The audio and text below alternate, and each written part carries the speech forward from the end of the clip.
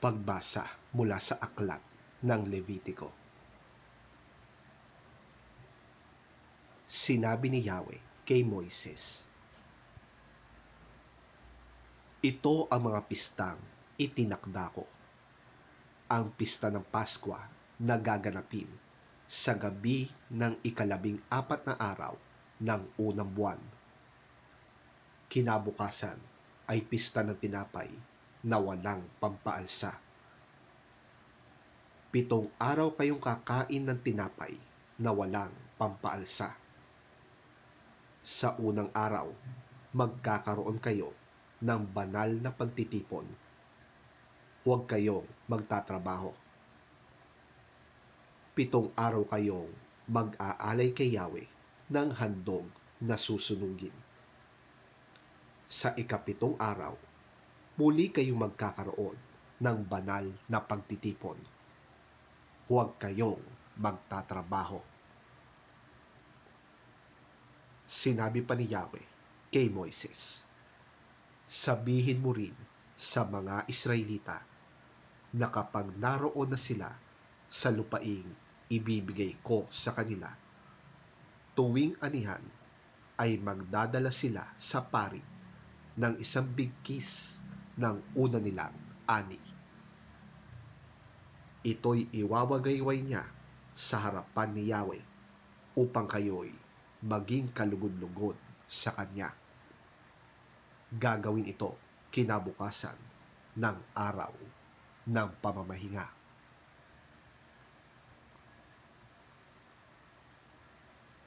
Mula sa kinabukasan ng araw ng pamamahinga, araw ng pagdadala ninyo ng bigkis na ani, magpapalipas kayo ng 7 linggo.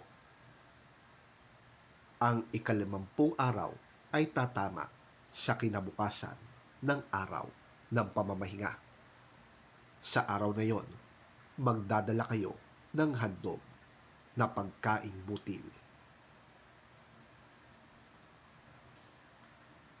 Ang 10 araw ng 7 buwan ay araw ng pagtubos sa kasalanan.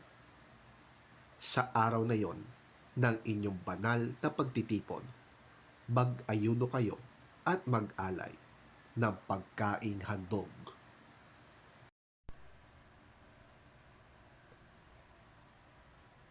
Mula sa 15 araw ng 7 buwan, magsisimula ang pista ng mga tolda. 7 araw ninyo itong ipagdiriwang. Sa unang araw, magkaroon kayo ng banal na pagtitipon at huwag kayong magtatrabaho. 7 araw kayong maghahandog kay Yahweh ng handog na pagkain. Sa 8 araw, muli kayong magtitipon upang sumamba at mag-aalay ng pagkaing handog. Yon ay banal na pagtitipon, kaya huwag kayong magtatrabaho. Iyan ang mga pistang itinakda ni Yahweh, mga araw ng inyong banal na pagtitipon.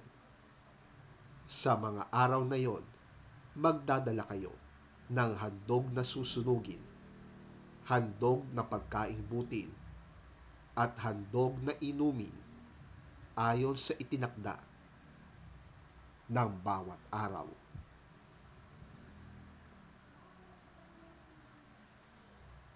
Ang salita ng Diyos. Salamat sa Diyos.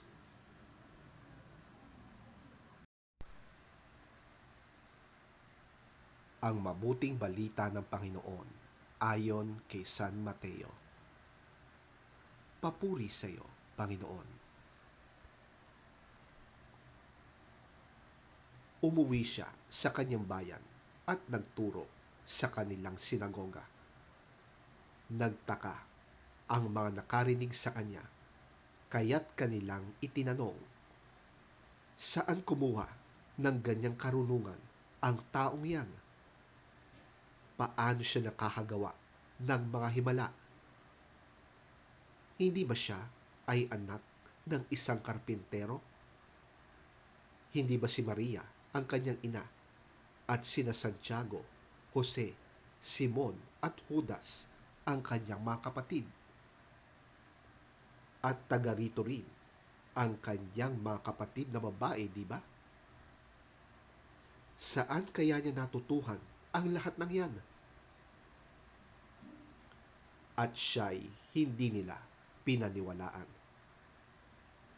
Kaya't sinabi ni Jesus sa kanila, ang isang propeta'y iginagalang kahit saan, maliban sa kanyang sariling bayan at sariling sambahayan. At dahil ayaw nilang maniwala kay Jesus, hindi siya roon gumawa ng maraming himala.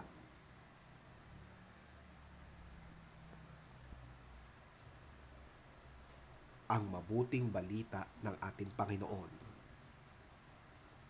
Pinupuri ka namin, Panginoong Hesukristo. Coming to his hometown, he began teaching the people in their synagogue, and they were amazed. Where did this man get this wisdom and these miraculous powers?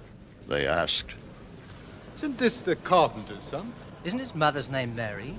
And aren't his brothers James, Joseph, Simon, and Judas? Aren't all his sisters with us? Where then did this man get all these things? and they took offense at him. But Jesus said to them, Only in his hometown and in his own house is a prophet without honor.